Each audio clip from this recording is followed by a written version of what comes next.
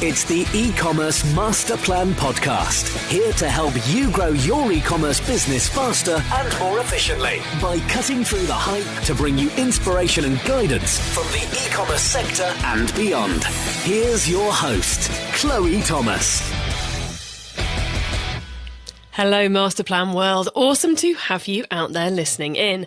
I'm Chloe Thomas, creator of the e-commerce Masterplan. I'm an author, speaker and advisor, and I focus on solving your e-commerce marketing problems.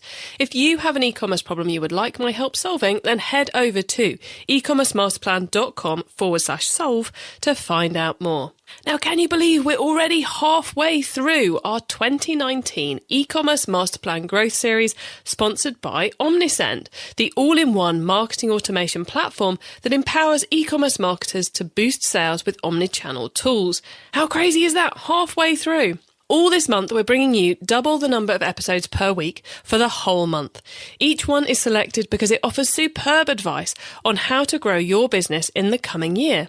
There's 10 episodes in all, numbers 191 to 200, if you want to make sure you tick them off as you go. And we've got a very varied selection for you again this year. So we've got into rebranding, dealing with growing pains and turning them to your advantage, the marketing for success in 2019, and much more already. In this episode, we're going to be getting deep into SEO. Now, before I introduce you to our guest, we should really hear a little bit about our sponsor, as without them, this series would not be possible. Omnisend, marketing automation platform tailored for e-commerce. Omnisend provides sophisticated omnichannel marketing automation tools for sales-driven marketers that have outgrown generic email marketing platforms. Engage your customers and boost your e-commerce sales with dynamic emails, text messages, Facebook Messenger, and retargeting ads on Facebook and Google, all from one platform. You can try Omnisend for free for 14 days. Just visit omnisend.com/masterplan and get started. Let me introduce you to today's special guest. Richard O'Connor is the Marketing and Strategy Director at First Mats, a B2B e-commerce retailer selling industrial and commercial floor matting. They launched in January 2017 and are currently experiencing rapid month-on-month growth, with orders double last year. And they've got there almost entirely with SEO. Hello, Richard. Hi, Chloe. Great to have you on the show, so thank you very much for joining us. That's okay. Thank you for having me. And I've given the listeners a quick overview of where you're at with First Mats right now, but how did you personally get started off in e-commerce? Well, for myself, I'm very much a product of the internet generation, if you like. So at the time I was growing up, going into my teens, that's really when the internet was becoming popular and more commonplace in people's homes. So it's always something that interested me, and I always felt myself very drawn to it. So really then growing up, I just had to do anything I could that was digital, whether it's digital design, building websites and things like that. And it's just always something that felt right to me. I mean, my career for the last sort of 10 or 12 years has been more actually sales and marketing, mostly with an engineering firm. So that was really away from the digital side of things, but it was always bound to happen. And I got chatting to a chap called Paul, who set up a business quite recently at the time, and he asked me if I'd come on board and help him with the marketing and the strategy of the business. So I said yes, and here we are today. So First Mats and Paul was your finally that door opened into the e-commerce space. Absolutely. And how has it been? Because as we're talking, you're about 12 months in to the role. Was it everything you hoped it would be? I'd say yes and no. It's everything in terms of I always felt like I was destined to get into e-commerce, and really, as I said, it's really the time when it kind of finally happened. But I've had to learn a hell of a lot along the way, as all business owners and people in e-commerce really have to do. You're always being thrown new challenges. You've got to find new ways to do things. So it's been fantastic. It's been a great experience for everybody involved in it, really. But I'd always say to anyone, be kind of limited in terms of what you expect, because you'll be throwing up some surprises, and it's exciting how you learn to deal with those. Yeah, there's no normal day really, isn't there? Is there when it comes to e-commerce marketing? There's always something new to learn or implement or optimize. Absolutely. Not even to mention Google algorithm updates. It's a great curveball that can be thrown at you, and you can either do well from it or you can do bad from it. I mean, generally speaking, we do very well from an algorithm update because of the way we do things. But it's always something you've got to look out for it, and it can happen at any time. Well, look, I want to come back to the SEO side of things later, but before we dive into that, let's just let everybody know kind of the nuts and bolts about the business. So, where in the world are you, and where are you selling to? Okay, so First Mats is based in Birmingham in the West Midlands, UK. And we sell mostly to the UK, but we do also have customers in Europe. So we've got a couple in Denmark, Malta and Spain. And we do get inquiries from further afield as well. So, very much UK focused, but don't rule out other areas as well. The product we said is floor matting. So I think that's pretty self-explanatory for people. But what's the platform you've chosen to sell it via? We use Shopify, and it's actually my first experience with Shopify. I've used WordPress many times in the past and had some experience on Magento as well, but it's my first go with Shopify, and I rate it very highly. I think it's a great platform for an e-commerce business. It's really easy to use. It's got a great interface. I love the security on it, and the plugins tend to work really well in my experience as well. So I rate it really highly. Well, if anyone out there wants to have a play with Shopify or to potentially move over to it, then head to ecommercemasterplan.com/Shopify to find out more and to get a great deal on your account. Okay, so given you are on Shopify and you've already mentioned plugins, you must have a couple of personal favourite widgets or plugins that you're using. Yeah, absolutely. I mean, being an e-commerce business, I think reviews are very important to us, as they are for any e-commerce business. So we use Yotpo for that, which it integrates really well. It's quite easy to use as well. I find it's been a great way for us to get lots of reviews in the last few months on the site. Speaking to customers, and it just works really well. So I highly rate that one. But we've also got an online chat on the website as well, and that's powered by Talk2. So we're still using a free plan on that one. Again, it integrates really nicely. It doesn't slow the site down. So that's also a pretty good plugin, in my opinion. I love that. Spoken like a true SEO person. It doesn't slow the site down either. Yeah. Or should I say a true SEO person in 2019? It doesn't slow the site down. That's a very important thing to look at when you're using plugins. Yes, because they can come with lots of heavy code, can't they? Absolutely. So you've got to make sure you're using the right plugin for your site. It's not just about the interface and usability. Speed is a big aspect as well. So the fewer plugins you can use, the better. There are some great ones out there. So within the team then, you've got Paul, the owner, you've got yourself doing the marketing and strategy. Who else is around at First Mats? How many of you are there? And what are you doing? In the business itself, there is just the two of us at the moment. But we do use a lot of freelancers for much of the work we do. So a lot of our content writing, some of the website design and development, bug fixing, things like that, and also the PR work. So we regularly use freelancers for that kind of stuff. And we've got a good kind of team now, if you like, of people who we can always turn to. We know that the quality of work they do is very good, and they always seem to be very willing to work for us. So I think the freelancers, as a young business as we are, it's been a great and critical part of our growth. Gives you huge flexibility, doesn't it?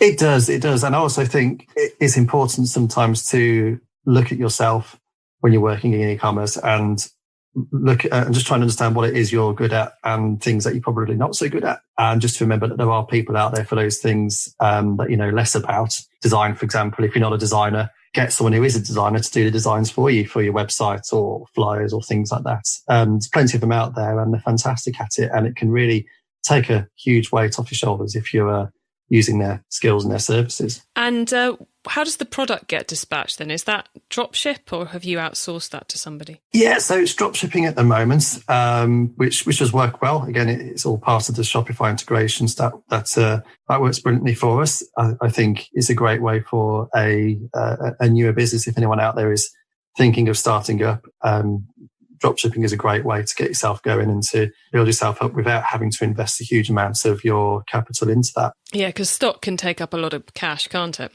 It can.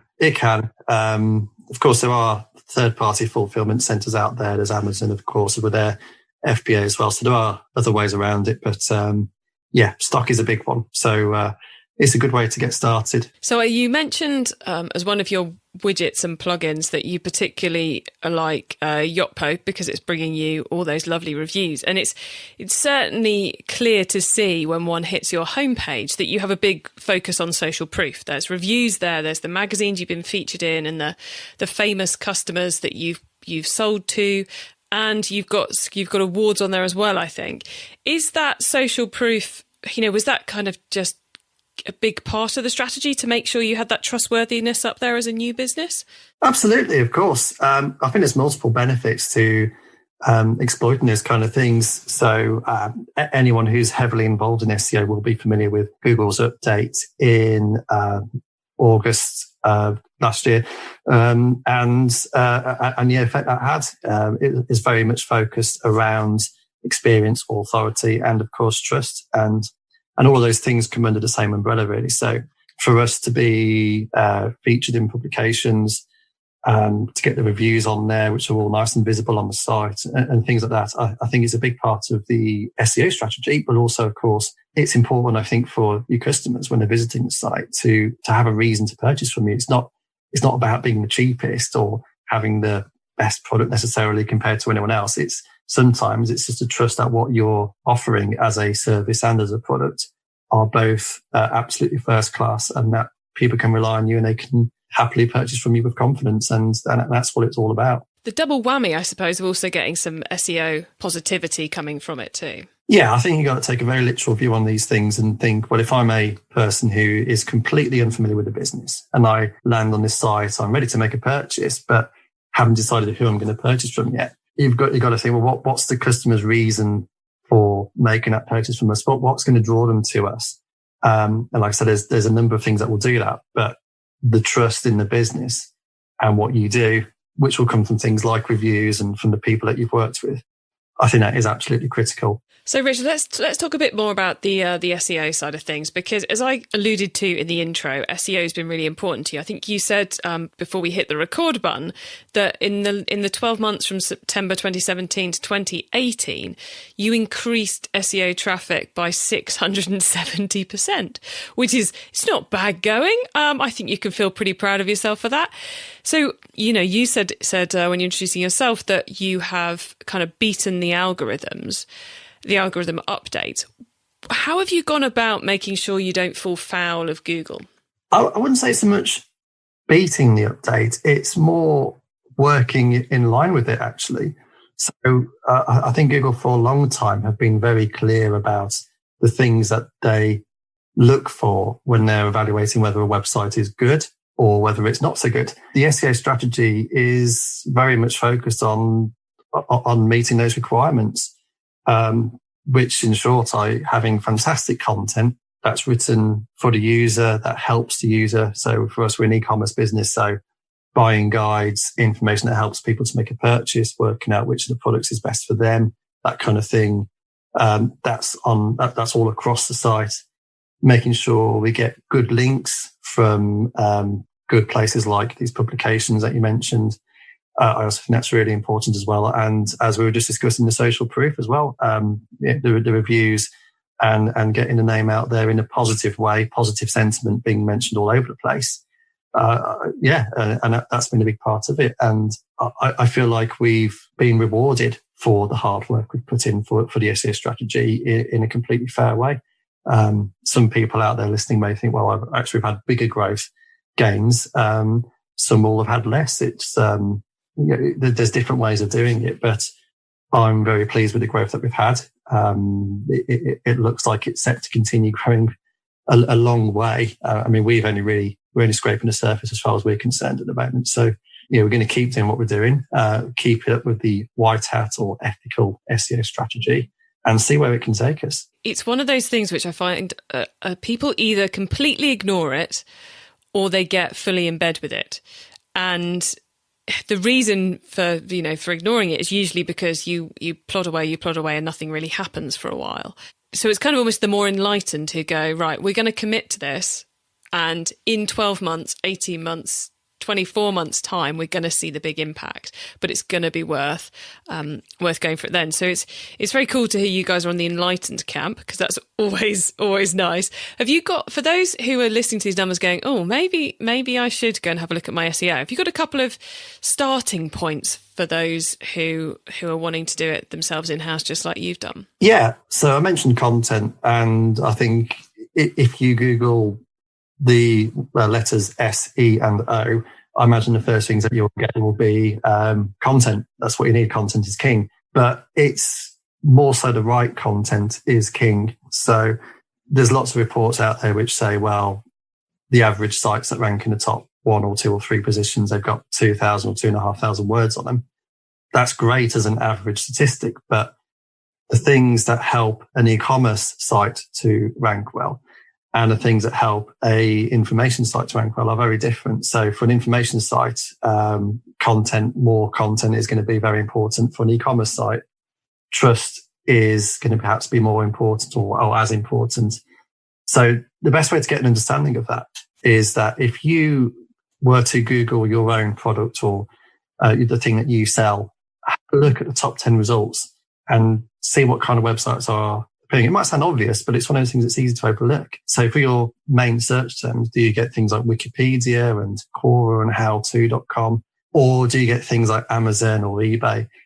And that's going to give you an indication of what Google's interpretation of the search term is. If you type in a computer, does that mean you want to buy a computer? Do you want to know how to fix one? Do you want to know what they are? And Google's machines have made a very good job actually of learning what the intention is behind each of these keywords. And I can give you a real clue as to what your content on your own site needs to look like.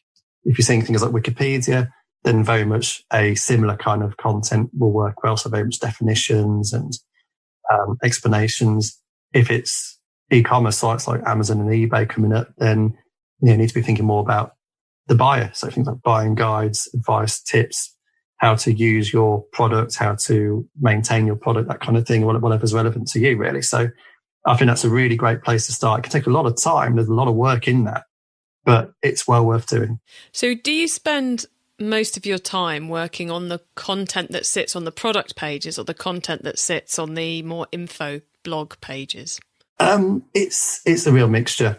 It's a mixture, actually. It's hard to say one is more dedicated than the other. I think both are equally important. I think for the foundations of your e-commerce business, the product and the product category pages are a great place to start. As you were alluding to, really, SEO can take a very long time for it to get it right. So the sooner you can get that content on those key pages right, the sooner you're going to enjoy the benefits of that. But then around that, you've got an opportunity on any site really for kind of blog or article style content.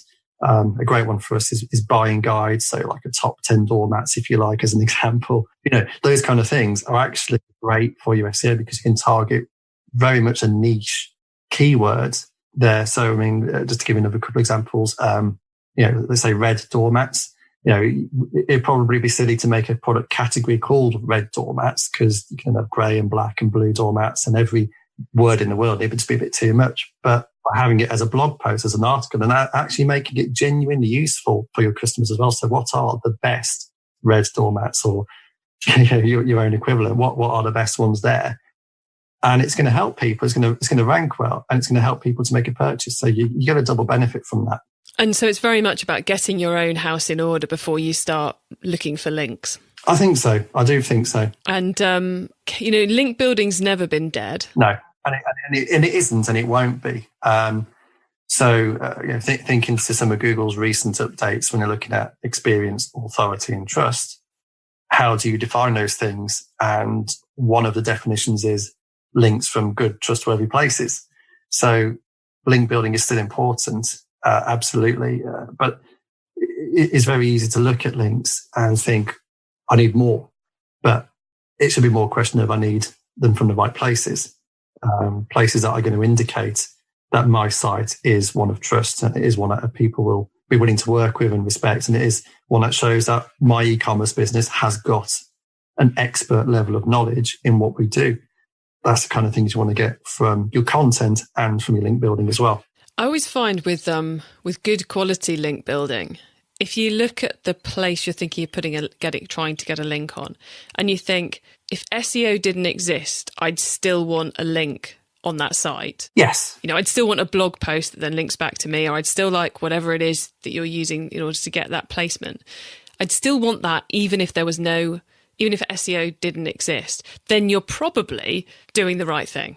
That's right. It's a great way to look at it, really. Absolutely. Because your links shouldn't be built for SEO purposes, even though deep down you probably are building them for SEO purposes. You're looking at it as if, okay, what's the practical purpose of this link? And if that's a feature in a industry related publication, then that's a great thing to have. Excellent dive into SEO there. Thank you. I think you'll have helped a lot of our listeners. So before we go to the top tips round, though, I have to ask you one more question before we get going, which is, what do you think is the most awesome thing about your business right now? Because I know SEO has been big so far, but what's the thing that's got you excited? There's a few ways to look at it for us. One of the things I would say is that for the business, customer service has always been a priority. We've always aimed to put the customer first, and it's something that we're committed to now and going forwards as well. I really do believe that in any type of business, your customer service is one of your strongest, if not the strongest selling point, far more than having just the lowest prices or anything else. You've really got to look after your customers. I think it's been crucial for our growth up until now. It's not just about marketing to get people onto your site. It's about how you look after them as well. But one of the awesome things is that we're actually now recruiting someone to come and join us full time, specifically for the role of looking after the customers. So dealing with their inquiries, making sure their orders are being shipped and managed on time, any of the queries. We offer samples to customers as well, so making sure that those are being handled as well. So everything that's going to really help the customer. So it's awesome for the customers because it means that they'll continue to get a first-class service as we grow. And it's awesome for us because it really just symbolises how far the business has come in quite a short space of time. Yeah, in only a couple of years, you're at the point where there's 3 of you working on it full time, plus all your freelancers as well. And to say that there's enough customer service work to keep a person busy. It's something that Paul and I manage ourselves at the moment. And I can tell you're personally looking forward to removing the Talk app from your computer screen. Well, I am. But I mentioned before about focusing on the things that you are good at, and I've got a customer service background. I know I'm good at looking after the customers, or I feel like I'm good at looking after customers. I certainly try, but my job is to market the business. And when your time is spent dealing with inquiries and things like that, it's a great problem to have for any business, especially when you're starting out. But there comes a point when that's going to detract from the proactive marketing work that you want to do as a business owner. That's going to drive it to the next level. So there comes a time when you have to get somebody to, one way or another, help out with those inquiries and keep looking after the customers and keep making sure that they are the most important part of your business, so that you, as an e-commerce marketer or business owner, can do your job of driving that business forward. I think it's time to get into the top tips round to get even more great advice. Before we do that, though, here's a reminder of this episode's sponsor. Omnisend, the marketing automation platform tailored for e-commerce.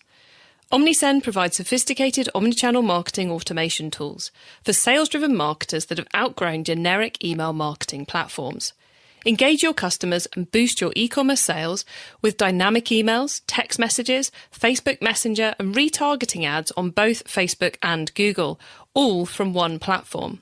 Try Omnisend for free for 14 days. Just visit omnisend.com/masterplan and get started. I love this section because it gives me and our listeners some really quick ideas for taking our businesses to the next level. So, Richard, the first one is the book top tip. If everyone listening to this podcast agreed to take Friday off and read a book to make their business better, which book would you recommend? I'm going to recommend a book called eCommerce Evolved by a chap called Tanner Larson. It's not a huge read, so you could probably get through it if you had a day off. But despite being quite a short book, it is packed with really useful information. It's giving you a great overview of an e-commerce business. So it's not just the different methods of marketing; it's everything that's involved in it, and it can really open your eyes up to some different ways of thinking and different ways of prioritizing the work that you need to be doing to take that business forward.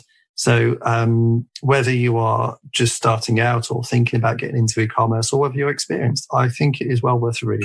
It's actually currently one that's sat in my need to be read pile. Is it really? Yeah, it is. It is. I can see it. I think you'd enjoy it. It's just on the bookcase over there, sandwiched between The Automatic Customer by John Warlow and my own book, Customer Persuasion. Well, I think you'll enjoy it. Thank you. I look forward to it. You just kind of taken it up one step up my virtual list of things which I need to read next. Oh, good. Okay, then the traffic top tip. Which marketing method do you either prize above all others or think doesn't get the press it deserves? As I think we've established, I'm an SEO at heart.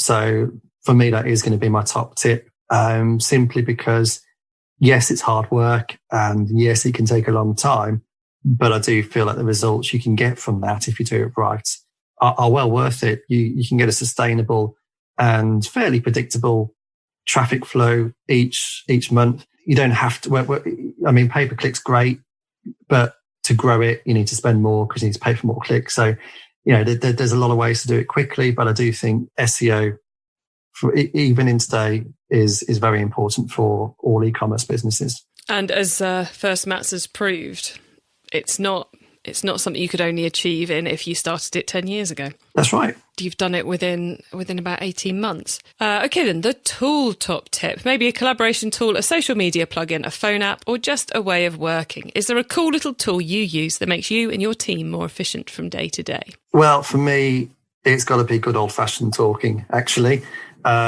Good communication. I mean, look, there's only two of us in the business, in the office, I should say, really. So to have some kind of chat system or collaboration tool is probably a little bit redundant for us. We work very closely together. We're talking all the time about things related to the business, coming up with ideas. We're bouncing those ideas off one another. And the best thing about it is that decisions are made very quickly, which for us at the moment is it's a great benefit. It just means we can just get things done. So I just think you may be in a digital world and a digital environment, but you don't always have to have a digital solution. But even if you're using your freelancers or other forms of outsourcing, a phone call's great, email's great as well. But whatever you do, you just got to communicate so effectively and clearly with your colleagues if you want to get the maximum results.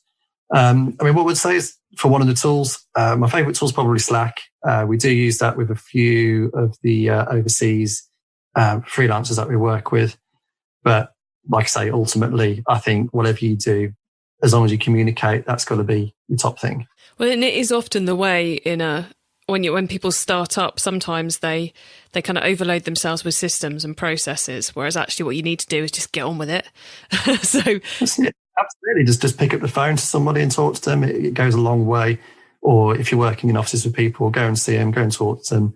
You can get some great ideas and you can get decisions made very quickly, as I say. Okay, well, the growth top tip then. If you met someone today who's focused on growing their e-commerce business from 100 orders per month to 1,000, what would be your number one tip for them? Okay, well, I think the first instinct from most marketers would be to think, okay, well, how can I market the business differently? What should I be doing? Should I be doing ads? Should I be doing email marketing?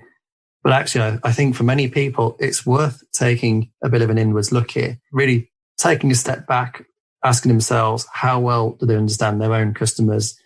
What do their customers need? What drives the customers to make a purchase? It's really basic marketing principles, things like personas. But then looking at their own site and saying, does the site actually help the customer that we're trying to target? Does it give them the information they need? Is it clear? Is it accessible? Can you use it on all devices? Can you use it on all of your browsers and your screen resolutions that your customers are using? It's all stuff you can find in Google Analytics. Is the site fast as well, of course? Yeah, it's really just user experience. it's no longer enough for a business just to have a website and to have an online presence. If you want to compete, you've got to have a fantastic user experience, and that covers so many different aspects of your site. I think if you can get that right, then you can convert more customers that you've already got visiting to your site. More traffic that's visiting your site, and actually turn them into customers. So growing your conversion rate just by doing what you already do, but better. And I do think user experience has a positive impact on your SEO as well. So there's many, many reasons to get user experience right. So I think before you start thinking about investing in more money in your ads and your pay-per-click and things like that, just first make sure you've got it right on your own platform first, and then move on to the next step. Oh, I love it. Yet more pragmatic advice. Thank you, Richard. It's you've certainly given us plenty of things that all of us, no matter how big or how small our business, and no matter whether we're focusing on B2B or B2C, we can certainly implement. So Masterplan World, you can find all those top tips and links to everything else we've been chatting about in today's episode by heading over to ecommercemasterplan.com/podcast, where you will see a link to this show. Richard, before we say goodbye, could you please let the listeners know where they can find you and your business on the web and social media, please? Yeah, absolutely. So you can find us online. It's firstmats.co.uk. We're also on social media. We're on Twitter. We can find us, just search for First Mats there, and also on LinkedIn as well. So please do check us out. Especially if they need some mats. Absolutely. Okay, we'll add links to all of that and everything else we talked about in the show notes. Again, Masterplan World, you can find those at ecommercemasterplan.com/podcast, or head to the website, click on the podcast tab, or use the search box. Richard, thank you so much for being on the E-commerce Masterplan podcast today. You've been a wealth of insight and ideas, and it's been really good chatting to you. So thank you very much. Well, thank you too, Chloe. It's been a pleasure.